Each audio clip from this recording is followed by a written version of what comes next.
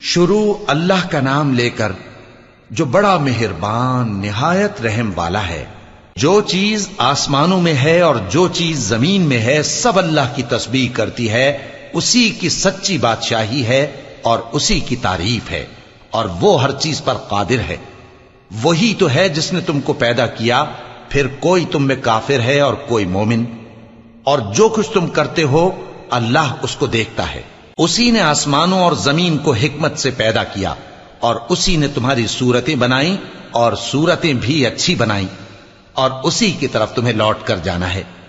جو کچھ آسمانوں اور زمین میں ہے وہ سب جانتا ہے، اور جو کچھ تم چھپا کر کرتے ہو اور جو کھلم کھلا کرتے ہو اس سے بھی آگاہ ہے، اور اللہ دلوں کے بھیدوں تک سے واقف ہے۔ کیا تم کو ان لوگوں کے حال کی خبر نہیں پہنچی جو پہلے کافر ہوئے تھے؟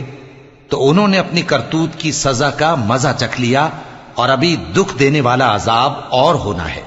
یہ اس لیے کہ ان کے پاس پیغمبر کھلی نشانیاں لے کر آتے تو وہ کہتے کہ کیا ایک آدمی ہمیں ہدایت کرے گا؟ تو انہوں نے ان کو نہ مانا اور منہ پھیر لیا، اور اللہ بھی بے نیاز ہو گیا، اور اللہ بے نیاز ہے، لائق حمد و ثنا ہے۔ جو لوگ کافر ہیں ان کا اعتقاد ہے کہ وہ دوبارہ ہرگز نہیں اٹھائے جائیں گے۔ کہہ دو کیوں نہیں؟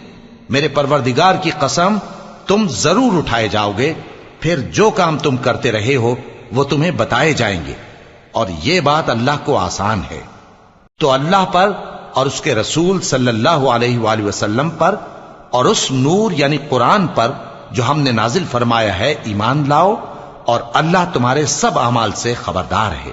جس دن وہ تم کو اکٹھا کرے گا یعنی حشر کے دن، وہ نقصان اٹھانے کا دن ہے، اور جو شخص اللہ پر ایمان لائے اور نیک عمل کرے وہ اس سے اس کی برائیاں دور کر دے گا، اور جنت کے باغوں میں جن کے نیچے نہریں بہ رہی ہیں داخل کرے گا۔ وہ ہمیشہ ہمیشہ ان میں رہیں گے، یہی بڑی کامیابی ہے۔ اور جنہوں نے کفر کیا اور ہماری آیتوں کو جھٹلایا وہی اہل دوزخ ہیں کہ ہمیشہ اس میں رہیں گے، اور وہ بری جگہ ہے۔ کوئی مصیبت نازل نہیں ہوتی مگر اللہ کے حکم سے، اور جو شخص اللہ پر ایمان لاتا ہے وہ اس کے دل کو ہدایت دیتا ہے، اور اللہ ہر چیز سے باخبر ہے۔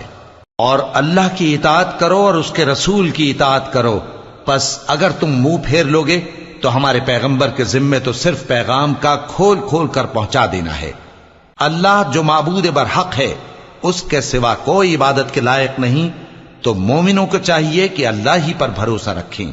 مومنوں، تمہاری بیویوں اور اولاد میں سے بعض تمہارے دشمن بھی ہیں، سو ان سے بچتے رہو، اور اگر معاف کر دو اور درگزر کرو اور بخش دو تو اللہ بھی بخشنے والا ہے، مہربان ہے۔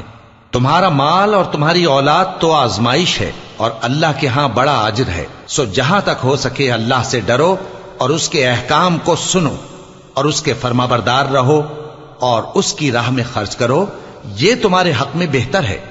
اور جو شخص طبیعت کے بخل سے بچایا گیا تو ایسے ہی لوگ راہ پانے والے ہیں۔ اگر تم اللہ کو نیک نیتی سے قرض دو گے تو وہ تم کو اس کا کئی گنا دے گا، اور تمہارے گناہ بھی معاف کر دے گا، اور اللہ قدر شناس ہے، بردبار ہے، پوشیدہ اور ظاہر کا جاننے والا ہے، غالب ہے، حکمت والا ہے۔